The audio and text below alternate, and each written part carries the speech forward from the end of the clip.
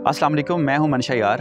आप देख रहे हैं मेरा फेसबुक और यूट्यूब चैनल। माशरे में हमारे इर्द गिर्द बहुत से लोग हर वक्त हमारे साथ मुलाकात करते हैं, मिलते हैं, मुस्कुराते हैं, बात करते हैं, अपने फीलिंग्स और दुख दर्द खुशियाँ भी हमारे साथ शेयर करते हैं। हमने कभी अपने आप को ये सोचा नहीं कि ये लोग जो हैं ये कैसे मेरी ज़िंदगी पे असरअंदाज होते हैं। हम इन तमाम लोगों को बड़ा फॉर ग्रांटेड लेते हैं, उनके बारे में कोई ख़ास आरा नहीं रखते, उनकी यूटिलाइजेशन का हमारे पास कोई प्रॉपर मैकेनिज़्म नहीं होता। हालांकि अगर यही लोग किसी इकोनॉमिस्ट को मिले तो वो कहेगा कि मेरे इर्द गिर्द कस्टमर्स फिर रहे हैं। अगर इन लोगों को कोई ब्यूटिशियन देखे तो वो सोचेगी कि ये सब लोग खूबसूरत होना चाहते हैं और ये मेरे किसी ब्यूटी क्लिनिक, ब्यूटी सैलून में आएंगे और मैं इनको ब्यूटिशियन का वो डिप्लोमा करवाऊं, मैं इनको ब्यूटी का कोई पैकेज दूं, ये मुझसे फेशियल करवाएं, अपने फेस की खूबसूरती के लिए ये मेरे पास आएँ और एक अर्निंग का सिलसिला शुरू हो। अगर इन्हीं लोगों को जो आपके इर्द गिर्द रोज़ फिरते हैं, आपसे मुलाकातें करते हैं, यही लोग अगर किसी सुनार को मिले तो वो उनके कान देखेगा। वो चाहेगा कि इनके कानों में बुंदे होने चाहिए, इनके कानों में कुछ सोने के जेवरात ऑर्नामेंट्स होने चाहिए और उससे मेरा अर्निंग जनरेशन का सोर्स बने। इसी तरह से जिस प्रोफेशन का बंदा भी इनको देखेगा उसके पास अपनी एक दलील, अपना एक मौक़िफ़ और अपनी एक अर्निंग जनरेशन की बात उसके मन में उमड़ेगी। मैं ये बताना चाहता हूँ कि आपको अपने इर्द गिर्द लोगों को देख के क्या फ़ील आती है। आप अपने रोज़ बीसियों लोगों से मिलते हैं, बात करते हैं, उनसे मुलाकात करते हैं और उनको अपना कीमती वक्त तक देते हैं, लेकिन क्या उस लम्हे आप इस बात की तरफ इशारा करते हैं, आपका मन आपको कहता है कि this person can be my candidate, this person can be my customer? क्या आप ऐसी कोई सोच, कोई नुक्ता, कोई विज़न, कोई ऐसा आइडिया रखते हैं जिसको आप सेल कर सकें? और अगर तो आप ऐसा आइडिया रखते हैं तो फिर मैं आपको मुबारकबाद पेश करता हूँ कि आप इंतहाई ज़हीन, इंतहाई फ़तीन और मुस्तक़बिल के कामयाब तरीन शख्स हैं। और अगर आप ऐसा कोई आइडिया अपने पास नहीं रखते, आप लोगों से ऐसे मिलते ही रहते हैं और अपने आप में खुश होते रहते हैं कि मैं बड़ा बाइज़्ज़त शख्स हूँ, मैं बड़ा आउटस्टैंडिंग शख्स हूँ और मेरे अंदर बहुत सी क्वालिटीज़ हैं, मैं अपने आप को खुश करने के लिए मिलता हूँ, मिलना चाहिए, बहुत अच्छी बात है।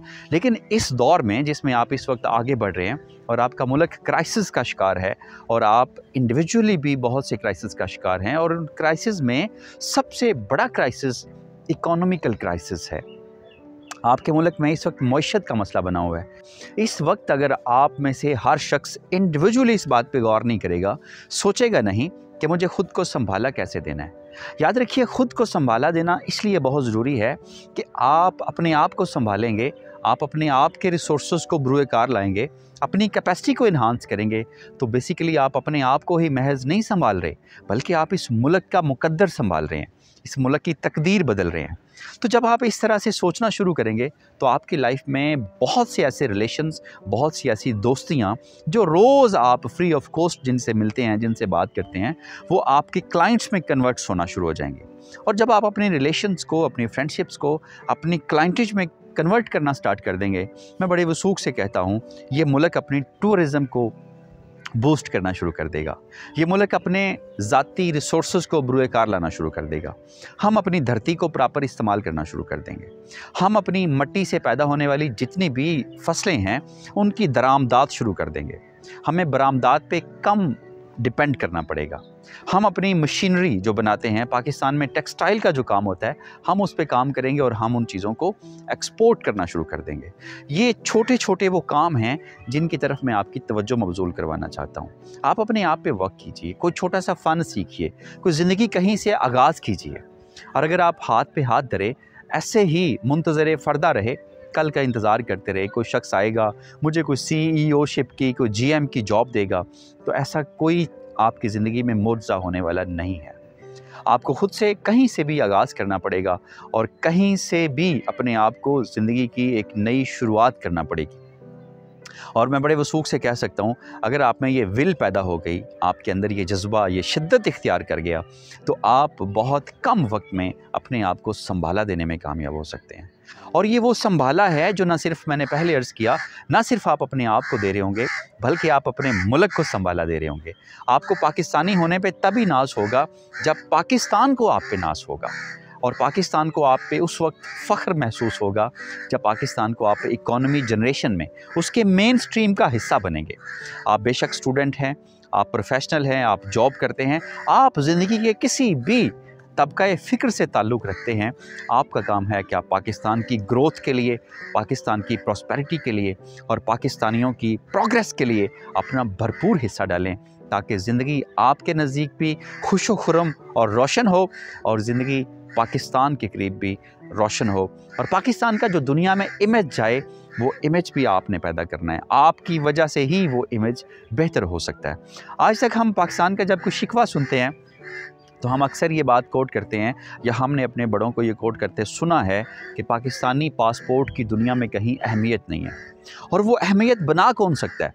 क्या मेरे मुल्क का वज़ीर-ए-आज़म मेरे पाकिस्तान के पासपोर्ट की अहमियत को उजागर करने का वर्ल्ड बैंक में, यूनाइटेड नेशन में कोई सेशन मुनक्कद करवा सकता है?